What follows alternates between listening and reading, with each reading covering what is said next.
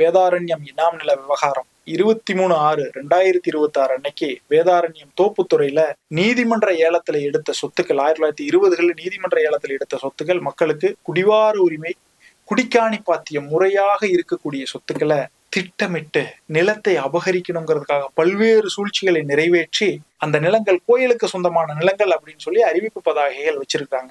அதை நீங்க எல்லாரும் பார்த்திருப்பீங்க.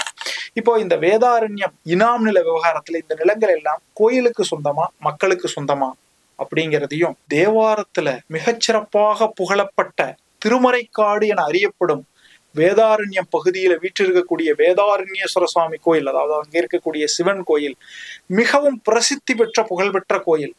குறைந்தபட்சம் 1300 ஆண்டுகளுக்கு முன்பே கட்டி எழுப்பப்பட்ட இந்த கோயில் இன்னைக்கு பொலிவிழந்து பராமரிப்பு இல்லாம உள்ளுக்குள்ள போனாலே ரொம்ப ஒரு சங்கடத்தை உருவாக்கக்கூடிய துர்நாற்றம் வீசக்கூடிய ஒரு கோயிலாக இருக்கிறது.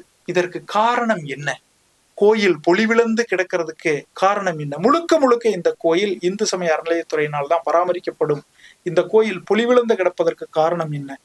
இந்த மக்கள் சிதைந்து கிடப்பதற்கு காரணம் என்ன? வாருங்கள் விரிவாக பார்ப்போம். அனைவருக்கும் வணக்கம்.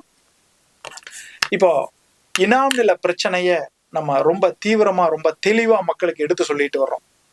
இதுல மக்களுக்கு என்ன உரிமை இருந்துச்சு, எந்த வகையில எல்லாம் மக்களுக்கு உரிமை வந்துச்சு, அந்த உரிமைகளை கோயில் நிர்வாகங்கள் எவ்வாறு சிதைத்தன, கோயில் நிர்வாகங்கள் மக்களினுடைய உரிமைகளை சிதைத்ததை எவ்வாறு இந்து சமய அறநிலையத்துறை தொடர்ந்து எடுத்துக்கொண்டு வருகிறது, அதன் காரணத்தால் எவ்வாறு மக்களின் வாழ்வும் நில உரிமையும் அந்த பகுதியினுடைய கலாச்சாரம் மட்டும் சிதைவதோடு மட்டுமல்லாமல் அந்த கோயிலின் புகழும் மங்குகின்றன என்பதை விரிவாக பார்க்கலாம். வேதாரண்யேஸ்வர சுவாமி தேவஸ்தானம் அப்படிங்கிறது யாழ்ப்பாணத்தில் இருந்த வரணி ஆதீனத்தினால் நிர்வாகம் செய்யப்பட்டு வந்த நிர்வாக கட்டமைப்புடைய ஒரு கோயிலாகும்.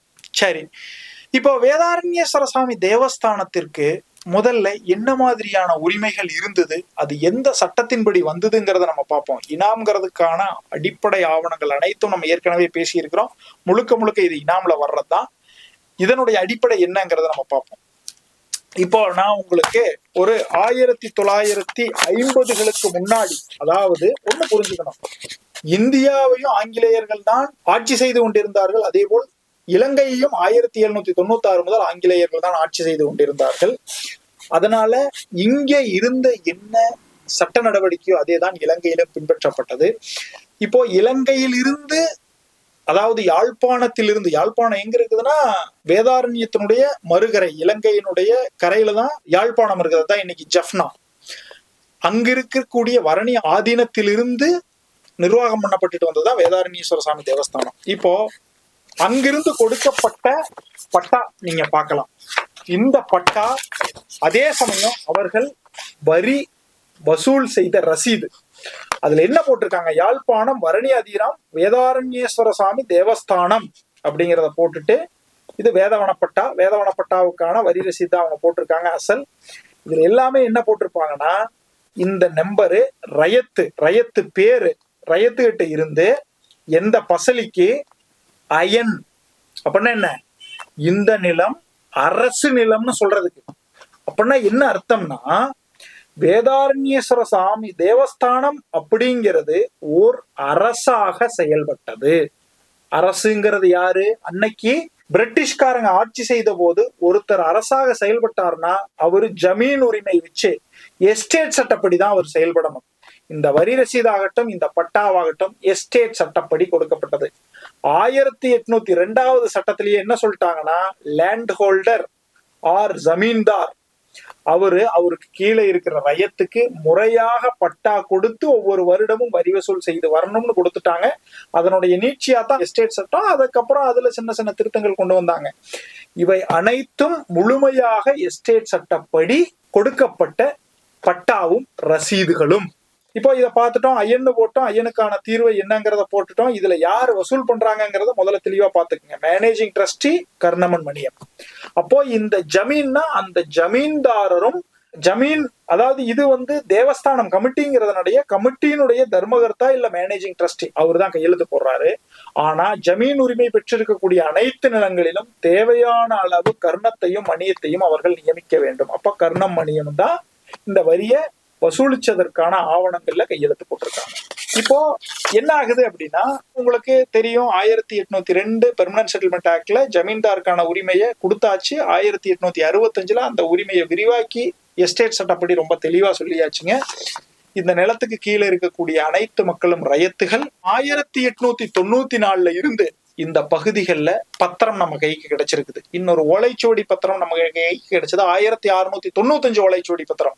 அதாவது பிரிட்டிஷ்காரங்க உள்ள வந்த ஆரம்ப காலத்துல, இந்த பகுதிக்கு அவங்க வந்த ஆரம்ப காலத்துல ஒரு ஓலைச்சுவடி வேதாரண்யம் பட்டணத்து மனையில, அதாவது வேதாரண்யம் கோயிலுக்கு அருகாமையில் இருக்கக்கூடிய 175 சர்வே நம்பருங்கிறதா பட்டணத்து மனை. அந்த பட்டணத்து மனையில் இருக்கிற ஒருத்தர் தன்னுடைய மனையை விற்கிறதுக்கான விற்கிறையம், அது ஓலைச்சுவடி. அது பிற்காலங்கள்ல தாசில்தாரால சீல் குத்தி வைக்கப்பட்டிருக்குது. அந்த ஓலைச்சுவடியிலேயே அவர் என்னுடைய மனையை விற்கிறேன் அப்படின்னு ரொம்ப தெளிவா எழுதியிருக்காரு. அதன் தொடர்ச்சியாக 1865 பத்திரப்பதிவுத்துறை வந்ததுக்கு அப்புறம் பதியப்பட்ட பத்திரங்கள் 1894 இருந்து பத்திரங்கள் இருக்குது. இதுல பல்வேறு நிலங்கள் நீதிமன்றத்தால் ஏலம் விடப்பட்டு நீதிமன்றத்திலிருந்து ஏலம் எடுக்கப்பட்ட சொத்துக்களும் பல்வேறு சொத்துக்கள் இருக்குது. அதையும் நம்ம ரொம்ப தெளிவா பார்க்கலாம். சரி, அப்படிங்கிறப்ப இதுல ரொம்ப தெளிவா அந்த பத்திரங்கள்ல என்ன எழுதியாச்சுன்னா, வேதாரண்யேஸ்வர சுவாமி சர்வமானியம். சர்வமானியம்னு என்ன? மூலிகனா. இப்போ இது எஸ்டேட் உரிமைப்படித்தான் அவர்கள் வரி வசூல் செஞ்சுக்கிட்டு இருக்காங்க. இப்போ 1948 எஸ்டேட் ஒழிப்பு சட்டம், ஜமீன் ஒழிப்பு சட்டம் தமிழ்நாட்டுல கொண்டு வந்தப்ப எப்படி கரூர்ல இருந்த கல்யாண பசுபதீஸ்வர சுவாமி தேவஸ்தானம் எஸ்டேட் ஒழிப்பு சட்டப்படி, ஜமீன் ஒழிப்பு சட்டப்படி எடுக்கப்பட்டு அங்க இருந்த மக்களுக்கு 1951 முறையா உத்தரவு கொடுக்கப்பட்டு பட்டா கொடுக்கப்பட்டதோ, அதே போல் 100% வேதாரண்யேஸ்வர சுவாமி தேவஸ்தானமும் ஜமீன் ஒழிப்பு சட்டத்தில் தான் முறையாக சட்ட நடைமுறை பின்பற்றப்பட்டிருந்தால் பட்டா கொடுக்கப்பட்டிருக்க வேண்டும். ஏன்னு கேட்டீங்கன்னா 17,000 ஏக்கருக்கும் மேற்பட்ட நிலங்கள் வேதாரண்யேஸ்வர சுவாமி தேவஸ்தானத்தின் கட்டுப்பாட்டில் இருந்தது. இந்தியா சுதந்திரம் வாங்கும் போது, இந்தியா குடியரசாகுது இல்லைங்களா, 1950க்கு முன்னாடி வரைக்கும் யாழ்ப்பாணத்திலிருந்து கண்ட்ரோல் பண்ணிட்டு இருந்தாங்க. அதனாலதான் நம்ம இந்த வரி ரசீதுகள்ல யாழ்ப்பாணம் பரணி ஆதீனத்திலிருந்து 1949 வரைக்கும் பார்க்க முடியுது, 1948 49 வரைக்கும் பார்க்க முடியுது. 1950க்கான வரி ரசீது நம்ம கிட்ட இல்ல. 1951 வரி ரசீது என்ன சொல்லியாச்சுன்னா, அப்படியே ஸ்ரீ வேதாரண்யேஸ்வர சுவாமி தேவஸ்தானம்னு வந்தாச்சு. ஏன்னா இலங்கைக்கான கண்ட்ரோல் தனி, இந்தியாவுக்கான கண்ட்ரோல் தனி. அப்போ இங்க இருக்கக்கூடிய தேவஸ்தானம் தனியாக எஸ்டேட் சட்டப்படி, ஏன்னா இன்னைக்கு அங்க இருக்கிற உரிமை ஒழிச்சாச்சு, இந்த தேவஸ்தானத்துக்கு இன்னும் ஜமீன் உரிமை இருக்குது. அந்த ஜமீன் உரிமை எஸ்டேட் சட்டத்துல ஒழிக்காம விட்டுட்டாங்க. அப்போ ஒழிக்காம விட்டாச்சுன்னா இன்னும் அந்த உரிமை இருக்குதுன்னு அர்த்தம். அப்போ 1951 இருந்து 1963 வரை வேதாரண்யேஸ்வர சுவாமி தேவஸ்தானம் முறையாக அவர்களுக்கு இருந்த உரிமையை பயன்படுத்தி, அதாவது முளியினாம் கிராமம்னு வச்சுக்கங்க, ஏன்னா எஸ்டேட்டை ஒழிச்சாச்சு, எஸ்டேட்ல ஒழிக்கல, அப்ப முளியினாம் கிராமம் அந்த கான்செப்ட்ல கிஸ்து வசூலிப்பதற்காக கொடுக்கப்பட்ட ரசீது, அந்த நிலத்துல இருந்த மக்களுக்கு கிஸ்து வசூலிப்பதற்காக கொடுத்த ரசீது. இதுல என்னன்னா, எஸ்டேட் சட்டப்படி அந்த மக்களுக்கு பட்டா கொடுத்திருக்காங்க. அந்த பட்டாவை இனாம் பட்டான்னு சொல்லுவோம். அவங்க கொடுத்த வரி ரசீதுல செலுத்துபவர் பேரு, அதுக்கப்புறம் கிராமத்தின் பெயர், விஸ்தீர்ணம், அனுபவ முறையில குடிக்காணி மானியம்ங்கிறத அவங்க கொண்டு வந்துட்டாங்க. குடிக்காணி பாத்தியம்னு கொண்டு வந்துட்டாங்க. அடுத்தது பட்டா நம்பர், இனாம் பட்டா நம்பர். அந்த பட்டா வேதவன பட்டான காட்டணும் இல்லைங்களா, அதே மாதிரியான பட்டனா அத்தனை பேர்த்துக்கும், அந்த நிலத்துல வசிக்கக்கூடிய அனைவருக்கும், வீடு எதா இருந்தாலும் சரி அத்தனை பேர்த்துக்கும் கொடுத்தாச்சு. அதுக்கப்புறம் செலுத்துற தேதி அவங்க கொடுக்குறாங்க, செலுத்துற பசனை தவணை, செலுத்துற தொகை பூரா. இதுல யாரு கையெழுத்து போட்டிருக்காங்க? கர்ணம் கையெழுத்து போட்டிருக்காரு, எக்ஸிகியூட்டிவ் ஆபீசர் கையெழுத்து போட்டிருக்காரு. அதே போலதான் அதுக்கு அடுத்து பாத்தீங்கன்னா கர்ணமும் நிர்வாக அதிகாரியும் கையெழுத்து போட்டிருக்காங்க. இதே ஃபார்மெட்ல தான் கிஸ்தி வசூலிக்கப்பட்டதுக்கு கொடுக்கப்பட்ட வரி ரசீது எப்ப வரைக்கும் இருக்குதுன்னா, ரொம்ப தெளிவாக 1963 வரைக்கும் எந்த வித்தியாசம் இல்லாம இந்த வரி ரசீது இருக்குது. சரி, 1964 அங்க அந்த பகுதி மக்களுக்கெல்லாம் என்ன தெரியும்னா, நாங்க பகுதி தொகை கொடுக்குறோம், பங்கு தொகை கொடுக்குறோம், கிஸ்தி கொடுக்குறோம், வரி கொடுக்குறோம்னு அறியப்படும். இது எல்லாமே என்ன, வரி, அவ்வளவுதான், முடிஞ்சு. ஏன்னா மேல்வாரம் வசூல் செய்வதற்கு மட்டும்தான் வேதாரண்யேஸ்வர சுவாமி தேவஸ்தானத்திற்கு உரிமை இருந்தது சட்டப்படி. அதைத்தான் அந்த சட்டப்படியான உரிமை 1963 வரை மட்டுமே இருந்தது. 1963 இனாம் எஸ்டேட் அபாலிஷன் ஆக்ட் சிறுஇனாமொழிப்பு சட்டம் இதை கொண்டு வந்து இந்த நிலப்பரப்புகள் அனைத்தையும் அதன் கீழ் கொண்டு வந்து இனாம்தாரராக இருக்கக்கூடிய, ஏன்னா இவங்களை இனாம்தாரர்னு கன்சிடர் பண்ணிட்டாங்க, அந்த ஜமீன் உரிமையும் சேர்ந்துதான் வரும், அவர்களுடைய உரிமை ஒழிக்கப்பட்டு இனிமேல் நீங்கள் வரி வசூல் செய்யக்கூடாது என்று 1963 சட்டம் சொல்லியாச்சு. பிரிவு 3ல எடுத்து பாருங்க. இனாம்தாரரினுடைய வரி வசூல் செய்யும் உரிமையும் அவருடைய கடமையும் இத்தோடு முடித்து வைக்கப்படுகிறது. அப்போ வேதாரண்யேஸ்வர சாமி தேவஸ்தானம் அங்க குட்டி அரசாங்கமா அதுதான் செயல்பட்டது. அந்த அரசாங்கமா செயல்படக்கூடிய உரிமையை தமிழ்நாடு அரசு சட்டம் போட்டு ரத்து செய்து விட்டது. அப்படியானால் 1964 ஆண்டில் இருந்து வரி இந்த தேவஸ்தானம் வாங்கலாமா வாங்கக்கூடாதா, வரியை யாரு வாங்கணுங்கிற கேள்வி எழுது இல்லைங்களா? தேவஸ்தானம் வரி வாங்கக்கூடாது, முடிச்சாச்சு. யார் வரி வாங்குறது? அரசுதான் வரி வாங்கணும். ஆனா அந்த வரி வாங்குறதுக்கான நடவடிக்கைகள், அதாவது தெளிவான நடைமுறைகள் அவங்க இன்னும் கொடுக்கல. இப்பதான் மக்கள் மீதான ஃபர்ஸ்ட் சீட்டிங், தேவஸ்தானத்தினுடைய ஃபர்ஸ்ட் சீட்டிங் ஆரம்பிக்குது. 1964 வருடமும் தேவஸ்தானம் வரி வசூல் செய்யுது. ஆனா 1963 வரைக்கும் என்ன கொடுத்தாங்க? கிஸ்தி வசூலிப்பதற்கு கொடுக்கப்பட்ட ரசீதுன்னு கொடுத்தாங்கல்ல. 1964 வருஷம் வசூலிக்கப்பட்ட தொகைக்கு கொடுக்கப்பட்ட ரசீதுன்னு மாத்திட்டாங்க. வசூலான தொகைக்கு கொடுக்கப்பட்ட ரசீது, மத்ததெல்லாம் சேம். இதுல அயன்னும் எழுதிட்டாங்க, உள்ள பட்டாவும் உள்ள எழுதிட்டாங்க. அப்போ நம்ம மக்களுக்கு என்ன நினைப்பாங்க? ஓ, ஏற்கனவே வரி வசூல் பண்ணது அதே ஆட்கள் தான் வந்து வரி வசூல் பண்றாங்க, அப்ப நம்ம கொடுக்க வேண்டியதை கொடுத்தாகணும்னு மக்கள் நினைப்பாங்களா மாட்டாங்களா? கிஸ்திங்கிற வார்த்தையை திட்டமிட்டு தூக்கியாச்சு. அதுக்கப்புறம் வர்றதுல ஒரு சிலதுல அயன்கிற வார்த்தை வரும், குடிகாணி பாத்தியம்ங்கிறது வரும். பின்னாடி அந்த குடிகாணி பாத்தியம், குத்தக பாத்தியம், பட்டா நம்பர் இருந்துச்சு இல்லைங்களா? இது எல்லாமே பின்வரும் ரசீதுகளில் எடுக்கப்படுகிறது. இப்ப நான் ஒரு கேள்வியை கேட்கிறேன். ஏழை எளிய வெகுஜன மக்களுக்கு சட்டம் தெரியுமா? கிட்டத்தட்ட 17,000 ஏக்கருக்கு வரி வசூல் செய்யக்கூடிய உரிமையை, நிர்வாகம் பண்ணக்கூடிய உரிமையை வச்சிருந்த தேவஸ்தான அதிகாரிகளுக்கு சட்டம் தெரியுமா?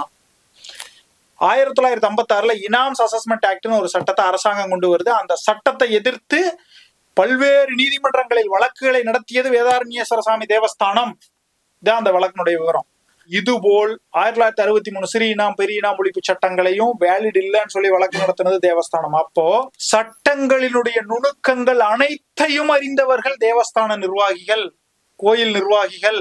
ஆனா எதையுமே அறியாதவர்கள் அப்பாவிகள் தான் மக்கள்.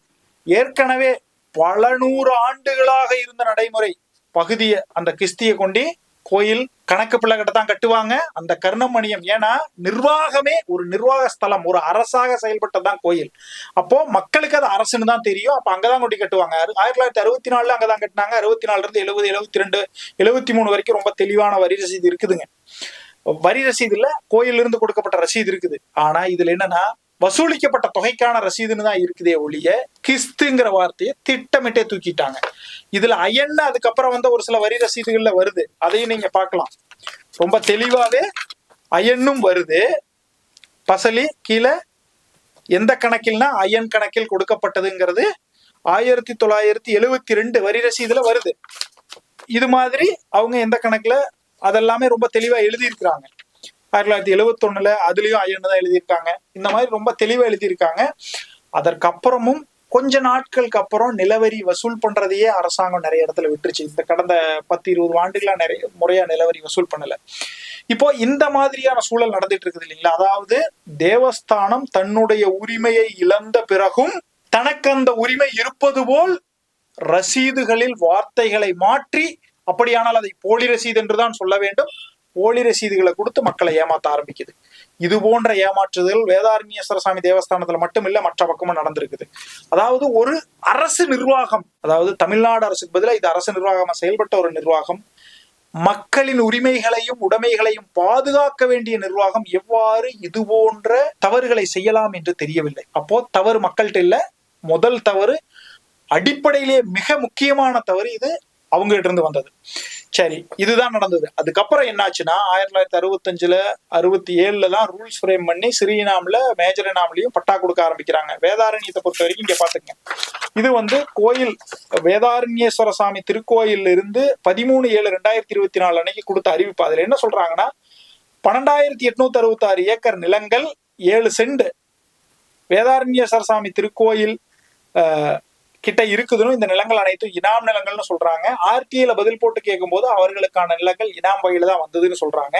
அதுல 38 முழு கிராமங்கள் இருக்குது. அதைத்தான் இந்த 38 கிராமங்களும் 26/63 இனாம் எஸ்டேட் சட்டப்படி பட்டா கொடுக்கப்பட வேண்டிய கிராமங்கள்.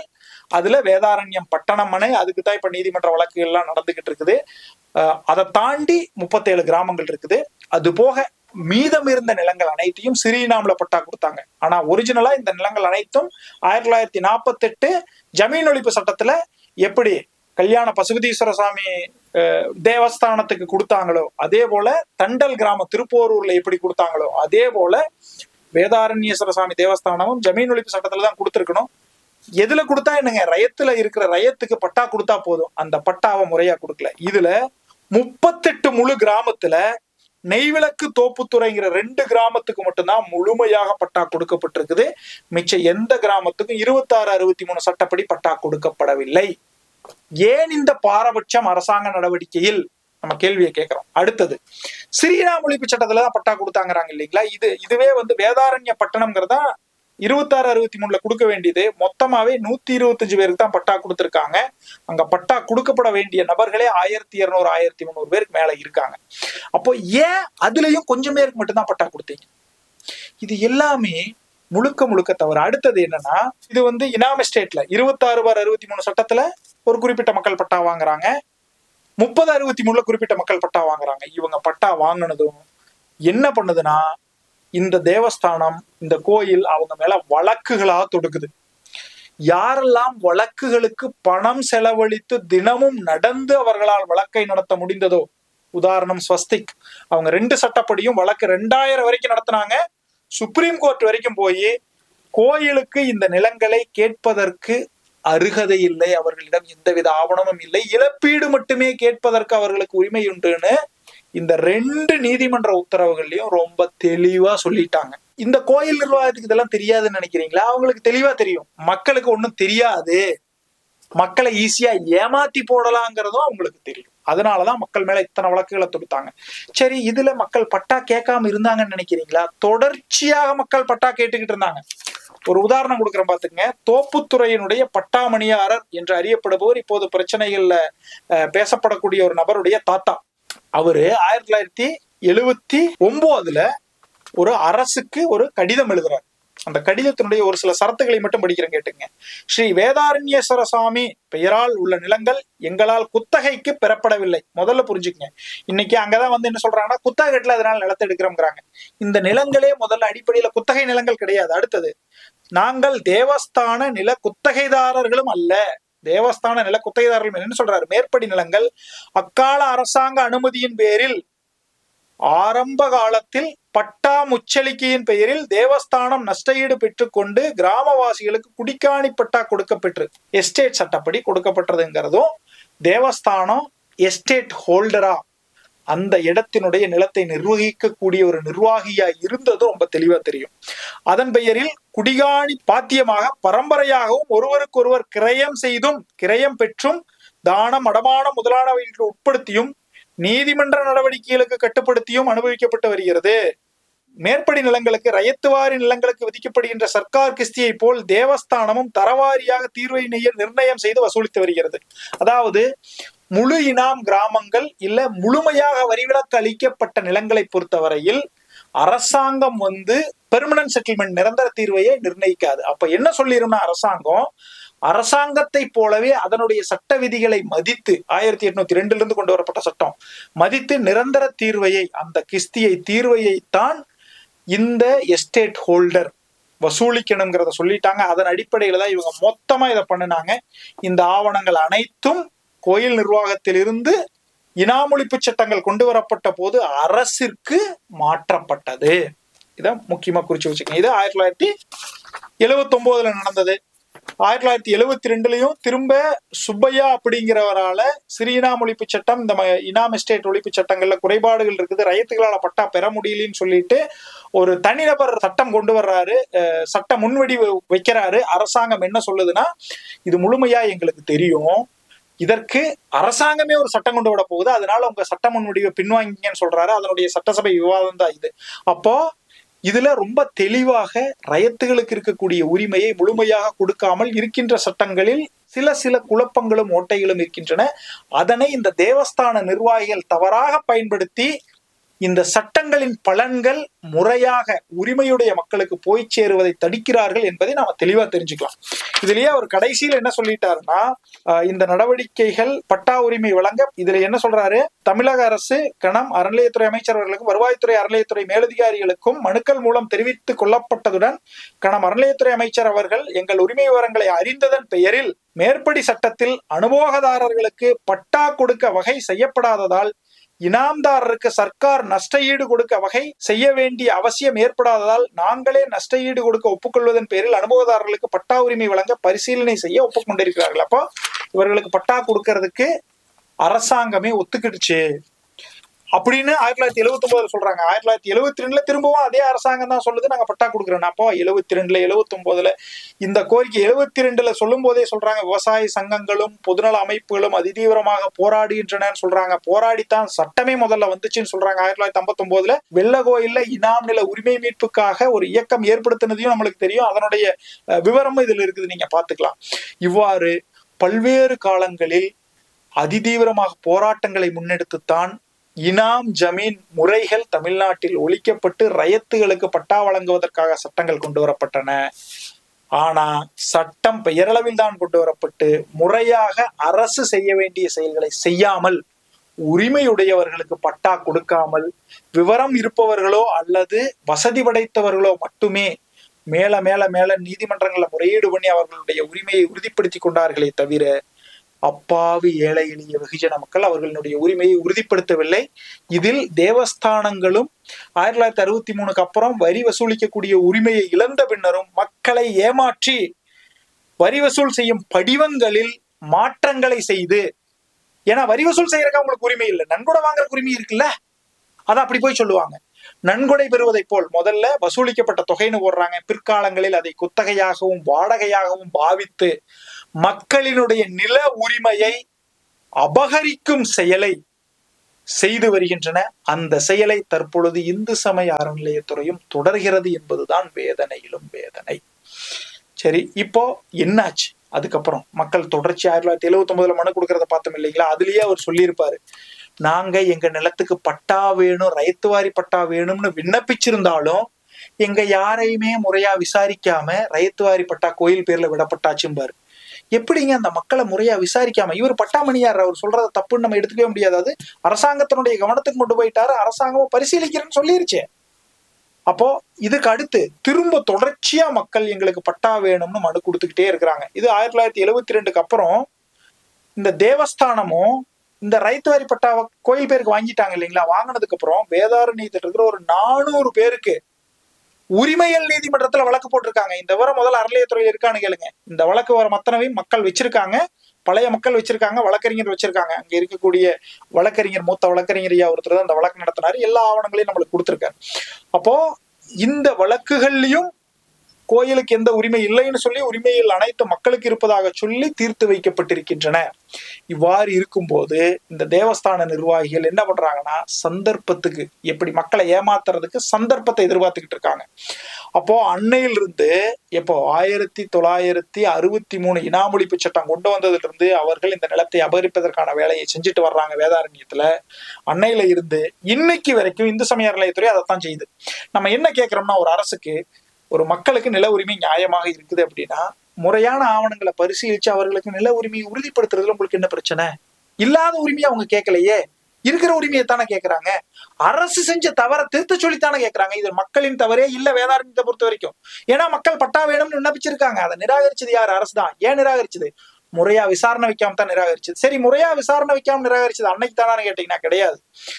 இதுக்கப்புறம் தொடர்ச்சியா மனுக்கள் கொடுத்துக்கிட்டு வர்றாங்க, எந்த நடவடிக்கையும் எடுக்கலன்னு. ஒரு 2000 வாக்குல வேதாரண்யம் பட்டணமனை சங்கம்னு சொல்லி ஒண்ணு ஆரம்பிச்சு 175 சர்வே நம்பர் 192 ஏக்கர் வரும். அந்த வேதாரண்ய பட்டணம் 200 ஏக்கர் பக்கத்துல வேற ஒரு இடத்துல இருக்கக்கூடிய 10 ஏக்கரை சேர்த்து 200 ஏக்கரை இனாம் எஸ்டேட் 26 63 சட்டத்துக்கு கீழே கொண்டு போறாங்க. அதுல குறிப்பிட்ட நபருக்கு மட்டும் தான் வந்தது, மித்தவங்களுக்கு பட்டா கொடுக்கல. அதுலயும் உச்சநீதிமன்றம் வரைக்கும் தீர்ப்பு என்ன சொல்லிடுச்சுன்னா, பட்டா வாங்கினவங்களுக்கு 100% உரிமை இருக்குது, கோயிலுக்கு இழப்பீடு வாங்குவதற்கு மட்டும் தான் உரிமை இருக்குதுன்னு சொல்லியாச்சு. இதையெல்லாம் அடிப்படையா வச்சு அவங்க என்ன கேட்கறாங்கன்னா, எங்களுக்கு செட்டில்மெண்ட் அதிகாரி திரும்ப நியமிச்சு பட்டா கொடுக்கணும், முறையா நடைபெறவில்லைங்கிறாங்க. அதை நீதிமன்றமும் ஏத்துக்கிட்டு முறையா விசாரிச்சு பட்டா கொடுக்க சொல்லிருச்சு. அதற்கு கோயில் தரப்புல மேல்முறையீடு 2012 தீர்ப்பு வந்தது, 2021 மேல்முறையீட்டுக்கான தீர்ப்பு வந்து கொடுக்கணும்னு சொல்லியாச்சு. இதன் அடிப்படையில மக்கள் மனு கொடுக்குறாங்க.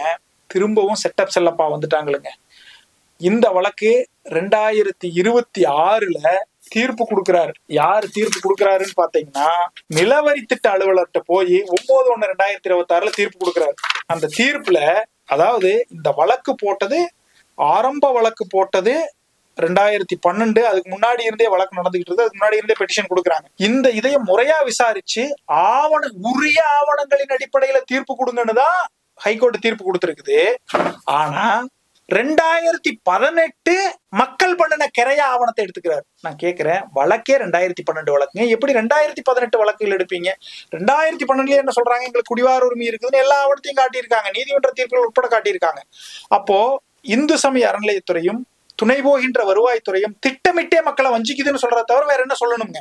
இதுல என்ன சொல்றாங்கன்னா, அறிவிக்கை தேதிக்கு முன்னர் கட்டிடம் மற்றும் மனை தங்களுக்கு சொந்தமானது என்பதற்கான ஆவணங்கள் ஏதும் மேல்முறையீட்டு மனுதாரர்கள் சமர்ப்பிக்கப்படவில்லை. ஆவணம் இருக்குதான் அத்தனை பேருக்கு தெரியும், சமர்ப்பிக்கப்படவில்லைன்னா அப்ப நீங்க முறையா விசாரிச்சீங்களா? அந்த மக்களை கேட்டோம். யாருக்குமே முறையான நோட்டீஸ் இந்த விசாரணைக்கும் இல்லைங்கிறாங்க.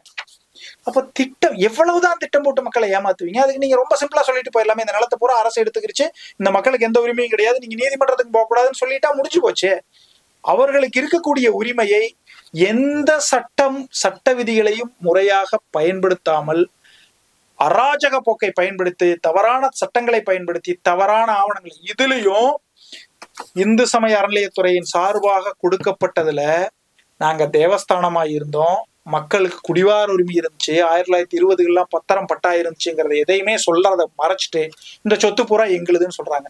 எப்படி இந்து சமய அறநிலையத்துறை பச்சை போய் சொல்லலாம் அப்படிங்கிறது எனக்கு தெரியல. இதன் அடிப்படையில இவர்கள் பட்டா இவர்கள் பேருக்கு வரணும்னு கொடுத்த மனுவை தள்ளுபடி பண்ணியிருக்க. வேதாரண்யத்துல இருக்கிற மக்களுக்கு என்ன சொல்லிக்கிறேன்னா, கிட்டத்தட்ட 17,000 ஏக்கர் நிலங்கள் வருமா தான் ஆர்டியில அவங்க தகவல் சொல்றாங்க. அந்த நிலங்கள் அனைத்தும் குடியாணி பாத்தியதில் 100% மக்களுக்கு சொந்தமான நிலங்கள் தான். நாமளே அதை என்ன நினைச்சுக்கிட்டு இருக்கிறோம்னா, கோயில் நிலம் நினைச்சுக்கிட்டு இருக்கிறோம். காரணம் என்னன்னா, நம்ம மேல இத கோயில் நிலம்ங்கிற கருத்து திணிக்கப்பட்டிருக்கிறது. முழுக்க முழுக்க முழுக்க இந்த நிலத்தை நம்மிடமிருந்து அபகரிக்க வேண்டும் என்பதற்காக அன்று யாராலோ திணிக்கப்பட்டது.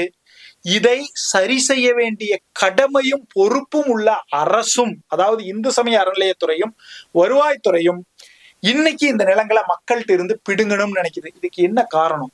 இந்து சமய அறநிலையத்துறையில ஊழல் புறையோடி கிடக்குதுங்கிறது நம்ம பல தடவை சொல்றது. அதனுடைய உச்சபட்சத்தை நீங்க வேதாரண்யத்துல பார்க்கலாம். அதாவது வேதாரண்யத்துக்கு வரக்கூடிய எக்ஸிகியூட்டிவ் ஆபீசர், அந்த அறநிலையத்துறை அலுவலர், செயல் அலுவலர்கள் என்ன பண்றாங்கன்னா, அந்த மக்கள்கிட்ட போய் இங்க பாருங்க, உங்களுக்கு வாடகை பாக்கி 5 லட்சம் ரூபா இருக்குது, கட்டுங்க, இல்லைன்னா உங்களை தூக்கி வெளியே போட்டுருவோம், உங்க மேல நடவடிக்கை எடுப்பேன்னு சொல்றது. ஒருத்தர் அப்படித்தானுங்க 5 லட்சம் ரூபாய்க்கு 5 லட்சம் ரூபாயும் கட்டினாருங்க. 5,000 ரூபாய்க்கு ரசீது அவருக்கு. எப்படி 5,000 ரூபாய்க்கு ரசீது? அந்த ரசீது என்னது? பல வகை ரசீது, பகல் கொள்ள. இப்படித்தான் வேதாரண்யம் முழுமையுமே ஊழல் புறையோடி கிடக்குது. மக்கள்கிட்ட தொடர்ச்சியா வசூல். அங்க வர்றவங்க அவங்க பாக்கெட் நிறையாத நாளே இல்லை. இதுல பங்கு மேலையில எங்க போறது இல்லை. அதுக்கு அடுத்தது என்னன்னா, யாராவது ஒருத்தரையோ எங்கிட்ட பத்திரம் இருக்குதுயா, எங்கிட்ட எதுக்கே நீ பணம் கேட்கறேன்னு சொல்லிட்டாங்கன்னா அவங்க மேல வழக்கு போடுறது. அப்படி வழக்கு போட்டவங்க மேலதான் இன்னைக்கு தோப்புத்துறையில நீங்க எடுத்த இந்த நடவடிக்கை. இதற்கும் நம்ம 3 வருஷத்துக்கு முன்னாடியே அத்தனையும் கொடுத்து தெளிவா ஆவணங்களை கொடுத்ததன் அடிப்படையில தான் வேதாரண்யத்துல கடந்த அரசு எந்தவித நடவடிக்கையும் செய்யாமல் இருந்துச்சு. ஆனா பின்னாடி என்ன தெரியுது, இந்த அதிகாரிகள் பேப்பர் ஒர்க் செஞ்சுக்கிட்டு உட்கார்ந்துகிட்டு இருந்திருக்காங்க. இப்போ என்ன கட்டாயத்துல நம்ம நிக்கிறோம்னா, நம்முடைய உரிமையுடைய வேதாரண்யவாசிகள் உப்பு சத்தியாகிரகம் ஆரம்பிச்ச இடம் இதுங்க. காந்தியடிகள் சுதந்திர போராட்டத்துல மிக முக்கிய பங்கு வகித்தது வேதாரண்யம் பிள்ளை. இந்த இடத்துலதான் உப்பு சத்தியாகிரகத்தை ஆரம்பிச்சார். அவருடைய பேர பிள்ளைங்கள் கூட இன்னைக்கும் இருக்காங்க. அவர்கள்ட்டையும் எக்கச்சக்கமான ஆவணங்கள் இருக்குது. இதுல என்ன ஒரு வேதனைனா, வேதாரண்யத்துலதான் மெத்த படித்த ஆசிரியர்கள் நிறைய பேர் இருக்காங்க. இந்த வரலாறுகளை எல்லாம் தோண்டி எடுத்து இதுல ஒரு ஸ்கூலே வாடகை கட்டுறதுக்கு சரின்னு சொல்லி போயிருக்காங்கன்னா எவ்வளவு வேதனையா இருக்கு தெரியுங்களா? உண்மையிலுமே நமக்கு உரிமை இருக்கக்கூடிய நிலம், வேதாரண்ய மக்கள் அனைவரும் நம்முடைய உரிமையை உணர்ந்து ஒரு உணர்ச்சிகரமான ஒரு புரட்சியை முன்னெடுத்து நம் உரிமையை நிச்சயம் மீட்டெடுப்போம். இதுல என்னன்னா, நம்ம தோப்புத்துறையில இந்த பிரச்சனை வந்தது அப்பவே தமிமுன் அன்சாரி ஐயாட்ட, இப்ப சட்டமன்ற உறுப்பினராக இருக்கிறவர்கிட்ட கூப்பிட்டு, சிதம்பரம் தொகுதியினுடைய சட்டமன்ற உறுப்பினர்கிட்ட கூப்பிட்டு பேசுறாங்க. அவர் உடனடியாக அறநிலையத்துறை அமைச்சர் அவர்களிடத்தில் பேசி நம் மக்களுக்கும் நமக்கும் வந்து சந்திக்கிறதுக்கான ஒரு ஏற்பாடை பண்ணாரு. நம்மளும் ரொம்ப தெளிவா இந்த ஆவணங்கள் எல்லாம் கொடுத்திருக்கிறோம். ஏற்கனவே மற்ற பகுதிகளினுடைய இனாம் பிரச்சனையும் அமைச்சர் மாண்புமிகு ரமேஷ் அவர்களுக்கு எடுத்து சொன்னதன் அடிப்படையில இதை ஆவணங்கள் எல்லாம் பார்த்துட்டு உண்மை மக்கள் பக்கம் இருக்குதுங்க, அங்க எந்த நடவடிக்கை எடுக்க மாட்டோம், முறையாக குழு அமைத்து இந்த பிரச்சனைகளை உரிமையுடைய வகையில் நியாயமான வகையில் தீர்ப்பதற்கு வழிவகை செய்வோம் என்று உறுதி கூறியிருக்கிறார். அந்த உறுதிக்கு மனமார்ந்த வாழ்த்துக்களையும் பாராட்டுகளையும் தெரிவிச்சுக்கிறோம். இது இன்னொன்னு என்ன சொல்றோம்னா, தற்பொழுது இருக்கக்கூடிய அரசிற்கும் முதலமைச்சர் ஐயா விஜய் அவர்களுக்கும் மாண்புமிகு அறநிலையத்துறை அமைச்சர் ரமேஷ் அவர்களுக்கும் நான் கொடுக்கக்கூடிய கோரிக்கையும் விண்ணப்பம் என்னன்னு பாத்தீங்கன்னா, இந்து சமய அறநிலையத்துறை அதிகாரிகளினுடைய ஊழலை நீங்கள் கண்கூட பார்க்க வேண்டும் என்றால் வேதாரண்யேஸ்வர சாமி கோயிலுக்கு வாருங்கள். உள்ளூர் மக்கள் யாருமே அந்த கோயிலிலே தெய்வத்தை வழிபடுவதில்லை. காரணம் என்ன?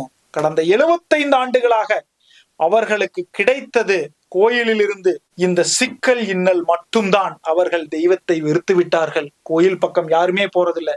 உள்ளூர் மக்கள் யாருமே கோயிலினுடைய நிர்வாகத்துக்கு போறதில்லை. கோயிலினுடைய நிர்வாகம் 100% அறநிலையத்துறையின் கட்டுப்பாட்டில் இருக்கிறது. எந்த கோயில் எல்லாம் 100% அறநிலையத்துறையின் கட்டுப்பாட்டில் இருக்கிறதோ அந்த கோயில் அதனுடைய பொலிவை இழக்கும் என்பதற்கு மிகச்சிறந்த உதாரணம் வேதாரண்யேஸ்வர சாமி கோயில். ரொம்ப வேதனையா போச்சுங்க கோயிலுக்குள்ள போய் பார்த்துட்டு. அதாவது கிட்டத்தட்ட 2000 ஆண்டு கால ஒரு வரலாற்று புகழ்பெற்ற தமிழ் புலவர்களால், கடவுள் நேசிப்பாளர்களால், தேவாரம் போன்ற சிவபுராணங்களில் மிக தெளிவாக பாடப்பட்ட இந்த ஸ்தலத்தில் இன்னைக்கு உள்ள போனீங்கன்னா வௌவால்கள் கூடு கட்டி மிகப்பெரிய துர்நாற்றம். ஒரு தெய்வ ஸ்தலத்துக்குள்ள போயிட்டு வந்தா ஒரு நிம்மதி கிடைக்கும். ஆனா இங்க போயிட்டு வந்தா ஏண்டா போனோம்னு இருக்கும். இவ்வளவு வரலாற்று சிறப்பு மிக்க நம் வேதாரண்யேஸ்வர சாமி கோயிலை, அந்த சிவன் கோயிலை மீட்டெடுக்க வேண்டும். அதன் புகழை திரும்பவும் 60 ஆண்டு 70 ஆண்டு காலத்தில் நாம் அடைந்த தோல்வியை மீட்டெடுத்து அதனுடைய பொலிவை புதுப்பொலிவாக்கி புத்தொழிவாக்க வேண்டும். இதை செய்ய வேண்டும் என்றால் உள்ளூர் மக்களின் ஒத்துழைப்பு இல்லாமல் பண்ண முடியாது. அவர்களுக்கு உரிமையான நிலங்களை அவர்களுக்கே கொடுக்கும் போது அவர்கள் எண்ணாமல் அள்ளி கொடுப்பார்கள் கோவிலுக்கு. தற்பொழுது அவர்களிடமிருந்து பணங்கள் திருடப்படுகின்றன. அது ஒரு பைசா கூட கோயிலுக்கு போறதில்லை. அப்ப கோயில் நிர்வாகத்துல உள்ளூர் மக்களும் உள்ள வரணும். கோயில் நிர்வாகமும் முறையாக வேண்டும். அந்த நிலங்கள் அனைத்தும் மக்களுக்கு முறையாக ஒப்படைக்கப்பட வேண்டும். இனாமொழிப்பின் நடைபெற்ற போது அந்த கோயில் நிர்வாகங்களுக்கு ஏற்படும் இழப்புகளை ஈடு செய்வதற்கு அரசாங்கம் கொடுக்க வேண்டிய இழப்பீடுகள் முறையாக கொடுக்கப்படவில்லை என்றால் முறையாக கொடுப்பதற்கு வழிவகை செய்ய வேண்டும். ஆக இந்த நடவடிக்கைகளை எடுத்தாலே கோயிலும் சிறப்பு பெறும், மக்களும் நிம்மதி பெறுவார்கள். 17,000 ஏக்கர் நிலத்துல கிட்டத்தட்ட 60,000-70,000 குடும்பங்கள் ரணத்தை அனுபவிச்சுட்டு வர்றாங்க. வேதாரண்யம் அப்படிங்கிறது அந்த காலத்துல மிக சிறப்பு பெற்ற ஒரு போர்ட், பல 1000 ஆண்டுகளாக அதனுடைய சிறப்பை மீண்டும் புத்தெழுச்சி பெற வைக்க வேண்டுமாய் மாண்புமிகு அறநிலையத்துறை அமைச்சர் அவர்களுக்கும் முதல்வர் அவர்களுக்கும் கோரிக்கை வைத்துக் கொண்டு, வேதாரண்யம் மக்களே, இந்த நிலம் 100% நமக்கு சொந்தமான நிலம். உங்களுக்கு இந்த ஆவணங்கள் ஏதேனும் தேவைப்பட்டால் கொடுத்துதவ குடிகாணி குத்தகை சாகுபடிதாரர் விவசாய பாதுகாப்பு சங்கத்தின் சார்பிலும், இனாம் நில விவசாயிகள் குத்தகைதாரர்கள் வீடுமனை உரிமையாளர்கள் இயக்கத்தின் சார்பிலும் நாங்கள் என்றைக்கும் தயாராக இருக்கிறோம். உங்கள் உரிமை போராட்டத்தில் உடனிருப்போம். நிச்சயம் நாம் ஒன்றாய் பயணித்து நம் உரிமையை மீட்டெடுப்போம் என்பதை கூறிக்கொள்கிறேன். நன்றி, வணக்கம்.